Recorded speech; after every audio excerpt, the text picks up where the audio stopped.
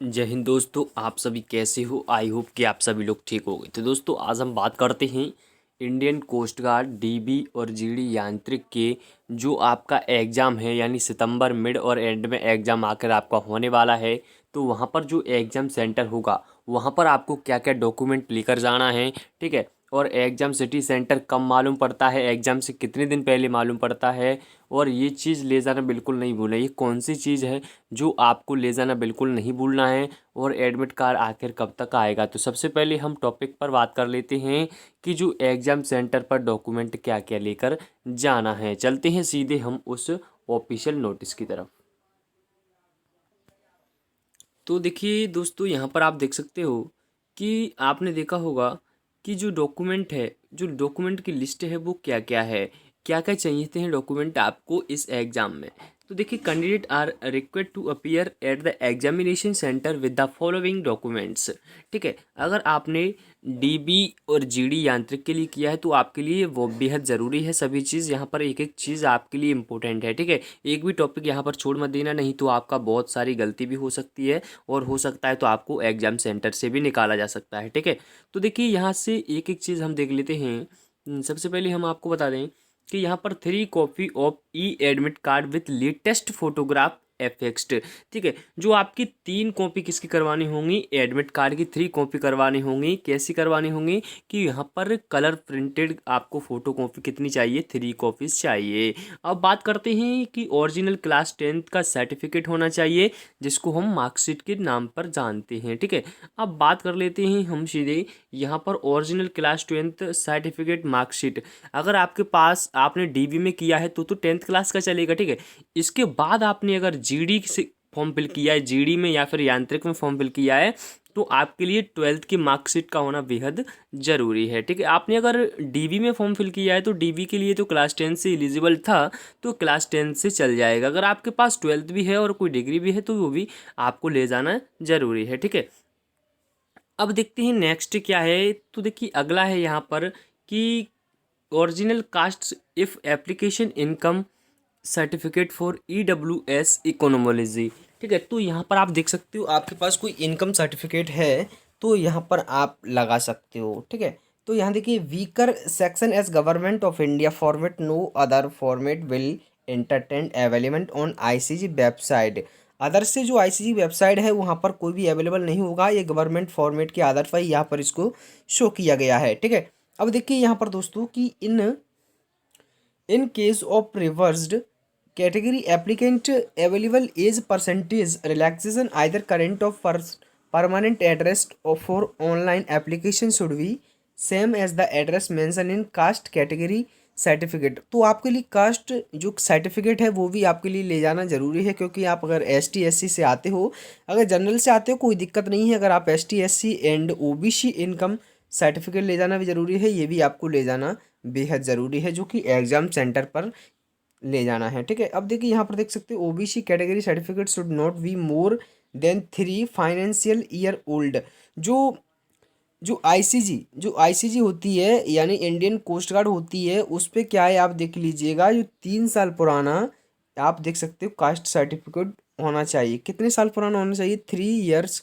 आप देख सकते हो यहाँ पर स्पष्ट तौर पर देखा गया है, 3 financial year old and for such cases renewed fresh certificate to be produced shall be original as government of India format no other format will be entertain. ये कौन सा फॉर्मेट में होना चाहिए, ये होना चाहिए यहाँ पर आप देख सकते हो प्रोड्यूस्ड बाय द गवर्नमेंट के द्वारा जो बना होता है कास्ट सर्टिफिकेट, वो होना चाहिए। अब देख लेते हैं अलग जो अगला प्रूफ चाहिए वो क्या चाहिए, वो चाहिए देखिए proof of identity such as. Proof के तौर पर यहाँ पर आपको पासपोर्ट हो या फिर ड्राइविंग लाइसेंस हो, इसमें से आधार कार्ड हो। बहुत से लड़कों के पास आधार कार्ड ही होगा, ये ड्राइविंग लाइसेंस नहीं होंगे, पासपोर्ट भी नहीं होगा, voter ID card, pan card, इसमें से कोई भी प्रूफ एक चीज़ है तो यहाँ पर आप एक चीज़ यहाँ पर ले जाइएगा, ठीक है। अब नेक्स्ट बात करते हैं हम 10 recent colour passport size photograph with blue background आपका होना चाहिए, जो कि पासपोर्ट साइज फोटो वहाँ पर चाहिए। अब नेक्स्ट बात करते हैं हम कि domicile certificate of either respected state, यानी जिस स्टेट से आप बिलोंग करते हो वहाँ पर उसका आपको क्या चाहिए, डोमिसाइल सर्टिफिकेट चाहिए, जिसको हम अगर हिंदी में बोलें तो क्या बोलते हैं, इसको हम हिंदी में अगर डोमिसाइल सर्टिफिकेट, आप इंग्लिश मीडियम से हो तो आप समझ सकते हो कि डोमिसाइल सर्टिफिकेट क्या होता है। तो डोमिसाइल सर्टिफिकेट आपके लिए ले जाना बेहद जरूरी होगा। कैंडिडेट, यहाँ पर देख लीजिए नोट पर लिखा गया है कि candidate not in positions of ever document will be not permitted to appear in written examination original document. ये देखिए पहल का है जो कि रिटन एग्जामिनेशन हुआ था, लेकिन अब की बार तो जो ऑनलाइन एग्जामिनेशन होगा तो यहाँ पर आप इस पर ज़्यादा बिलीव ना करें, ठीक है। और कोई भी दिक्कत है तो मुझे कमेंट कर दीजिएगा। अब नेक्स्ट बात करते हैं हम सीधे अपनी, तो अब यहाँ पर देख लीजिएगा कि यहाँ पर एग्जाम सेंटर पर क्या क्या डॉक्यूमेंट ले जाना है। This topic is that clear, okay. अब नेक्स्ट टॉपिक है एग्जाम सिटी एंड सेंटर कब मालूम पड़ता है। तो 2-1 दिन में आपका मालूम पड़ने ही वाला है, चाहे आज भी आ सकता है चाहे वो कल भी आ सकता है।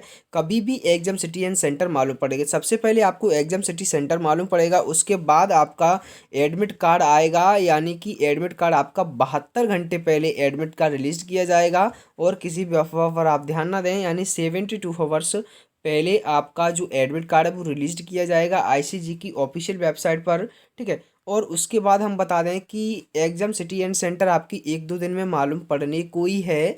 एग्जाम सिटी जैसे ही आती है सेंटर, उसके बाद जो एडमिट कार्ड है वो 72 घंटे, यानी एग्जाम से 72 घंटे पहले आपका एडमिट कार्ड रिलीज कर दिया जाएगा। उस पर जो एग्जाम सिटी सेंटर आएगी उस पर आपको मालूम तो पड़ ही जाएगा कि आपका एग्ज़ाम जो है कहाँ पर होना है कहाँ पर नहीं होना है। और देखिए यहाँ पर ये मैंने चीज़ क्या लिखा है कि ये चीज़ ले जाना बिल्कुल नहीं भूलना है, नहीं तो सीधे बाहर कर दिए जाओगे। हाँ, ये चीज़ आपको ज़रूर है, क्योंकि ये यहाँ पर आप कोविड काल को देखते हुए प्रोटोकॉल का पालन करते हुए यहाँ पर आपको जो चीज़ मैं बता रहा हूँ, यानी क्या है, जो RT-PCR द्वारा जो टेस्ट है आपकी कोरोना, RT-PCR यानी RT-PCR जो कोरोना रिपोर्ट है वो भी आपको ले जाना अनिवार्य है। क्योंकि अगर ये रिपोर्ट नहीं होगी वहाँ पर आपका जो है नेगेटिव होना चाहिए, ठीक है, नेगेटिव होना चाहिए। क्या नेगेटिव होना चाहिए, यानी रिपोर्ट यहाँ पर आपकी नेगेटिव होना चाहिए, तो आपको एग्जाम में बैठने दिया जाएगा। तो ये इंपॉर्टेंट चीज़ थी कि RT-PCR द्वारा, ये भारत सरकार द्वारा मान्यता प्राप्त आपकी कोरोना रिपोर्ट भी होना चाहिए। अगर वैक्सीन लगाए तो उसका सर्टिफिकेट भी आप ले जाइए, कोई दिक्कत वाली बात नहीं है, ठीक है। एडमिट कार्ड मैंने बता दिया है कि एडमिट कार्ड आपका जो है वो वहाँ पर 72 घंटे पहले रिलीज कर दिया जाएगा एग्ज़ाम से। तो आपका एडमिट कार्ड लगभग आपका एग्ज़ाम है, यानी मान के चलिए एग्ज़ाम डेट मैं आपको बता दूं कि एग्ज़ाम डेट आप मान के चलिएगा 26 और 27 और 28 के बीच, यानी ये 3 डेज में आपका एग्ज़ाम कंडक्ट करा दिया जाएगा। तो आप मान के चलिए आपका एडमिट कार्ड है वो यहाँ पर 24 या 5 तारीख को यहाँ पर रिलीज कर दिया जाएगा। और कोई भी अपडेट मिलती है तो मैं आपको तुरंत पहुँचाता ही रहता हूँ और पहुँचाता रहा हूँ। तो दोस्तों, चैनल पर नए हो तो चैनल को सब्सक्राइब भी कर सकते हो, जिससे आने वाली हर अपडेट आपको मिल सके सबसे पहले। चलते हैं, मिलते हैं नेक्स्ट वीडियो में, तब तक के लिए जय हिंद।